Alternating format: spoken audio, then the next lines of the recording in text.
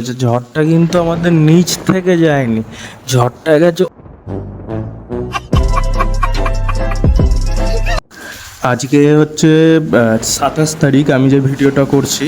তো আমাদের যে ঘূর্ণিঝড় নিয়ে এত আলোচনা, চারিদিকে এত রেড অ্যালার্ট করছে, তো সেই ঘূর্ণিঝড়ের ফলাফল কি হলো সেটাই আজকে দেখব। দেখো এখন হচ্ছে ভোরবেলা 4:30 কি 4:45 নাগাদ বাজে, সেই সময় আমি ভিডিওটা করি। তো রাতে ঝড় কিন্তু বেশ ভালোই হয়, কিন্তু সকালে উঠে দেখি সেরম একটা ক্ষতি কিন্তু হয়নি। একটা দুটো সুপুরি গাছ দেখলাম ভেঙে পড়ে গেছে, তার থেকে বেশি কিছু হয়নি। দু একটা কলা গাছ পড়ে গেছে।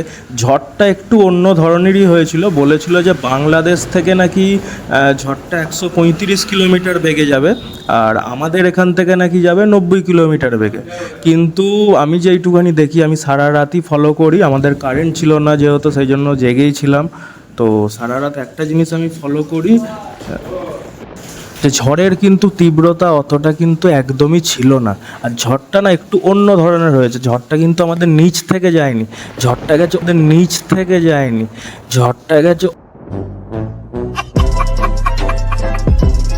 অনেকটা হাইট থেকে, অনেকটা ওপর থেকে ঝড়টা কিন্তু গেছে, যার জন্য কিন্তু ক্ষয়ক্ষতি কিন্তু প্রচণ্ড পরিমাণে কম হয়েছে। হ্যাঁ, আবার কিছু কিছু টাইমে কিন্তু একটা তীব্র কিন্তু হাওয়া কিন্তু আমাদের মানে তলা থেকে, মানে নিচ থেকে গেছে, যার জন্য কিন্তু अरे कहना क्या चाहते हो? কয়েকটা খুব বড় বড় আমার ক্ষতি হয়ে গেছে, সেটাও আমি দেখাবো। কিন্তু মানে তলা থেকে ঝড়টা কিন্তু, মানে নিচ থেকে কিন্তু ঝড়টা খুব অল্প পরিমাণে গেছে, যার জন্য ক্ষয়ক্ষতি খুব কম হয়েছে। তো দেখো আমাদের মানে কি অবস্থা হয়েছে, যে আমার এত বড় একটা ব্যানার ছিল, 12 ফুট বাই সামথিং, প্রচুর বড় একটা ব্যানার ছিল, সেই ব্যানারটা কিন্তু পুরো খুলে ছিটকে ফেলে দিয়েছে, পুরো ফ্রেম ভেঙে গেছে। এখানে আমার কিছু পদ্ম ফুলের গাছ আমি করেছিলাম, সেই সবগুলো মানে নষ্ট হয়ে গেছে প্রায়। ঠিক अच्छा ঠিক আছে, আরও চারিদিকে ছোটোখাটো কিছু ক্ষতি হয়েছে, খুব একটা বড় ক্ষতি হয়নি। এই ব্যানারটাই বলতে পারো একটু বড় ক্ষতি হয়ে গেছে, খুবই বাজে অবস্থা, খুব বাজেভাবে দেখো মডেলরা কীরকমভাবে তাকিয়ে রয়েছে আমার দিকে। कंट्रोल कंट्रोल তো যাই হোক, তো ক্ষতি হয়েছে। আর ভাবলাম যে একটু দোকানের দিকে যাওয়া যাক, যে অন্য পাশে কী কী ক্ষয়ক্ষতি হয়েছে একটু দেখি।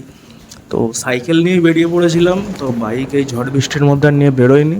তো সাইকেল নিয়ে বেরিয়ে মোটামুটি সব দিকটাই ঘুরে দেখলাম, তো ক্ষয়ক্ষতি সেরকম কিচ্ছু হয়নি। কিন্তু বৃষ্টি কিন্তু একদম হয়ে যাচ্ছে, ঠিক আছে, এখনও কিন্তু বৃষ্টি হচ্ছিল, যার জন্য আমি সাইকেল নিয়ে বেরিয়েছিলাম। তোমরা হয়তো ভিডিওতে বুঝতে পারছো না, আর ভিডিওটা পুরোটা দেখো, লাস্টে একটা ইন্টারেস্টিং জিনিস তোমাদের জন্য আছে। ঠিক আছে, আমাদের এত দিনের পুরনো যে বট গাছটা এর আগের একটা ঝড়ে ভেঙে গেছিলো, সেটার কিছু ফুটেজ তোমাদের আমি দেখাবো, তাহলে বুঝতে পারবে ঝড়ের তীব্রতা কাকে বলে। তো আমি দেখো দোকানে চলে এসেছি, দোকানে আসার পর এখান থেকে কিছু আমি ভিডিও ফুটেজ নিই। তো এখানেও দেখো সেরকম কিছু ক্ষয়ক্ষতি হয়নি, ঝড় কিন্তু হচ্ছে, হাওয়া কিন্তু চলছে, দমকা একটা হাওয়া একভাবে চলছে। যারা বাগাটি মগরায় থাকো তারা তো অবশ্যই জানো যে আমাদের এখানে 200 বছরের পুরনো একটা বট গাছ ছিল, যেটা আইলা ঝড়ে ভেঙে যায়। তো তার কিছু ছবি তোমাদের দেখাচ্ছি, তাহলে বুঝতে পারবে যে এত বড় বট গাছ, 200 বছরের পুরনো একটা বট গাছ কীভাবে ঝড়ে ভেঙে পড়েছে, আর সাথে মন্দিরও পুরো ভেঙে তছনছ হয়ে গেছিলো, সেগুলো তোমরা দেখো।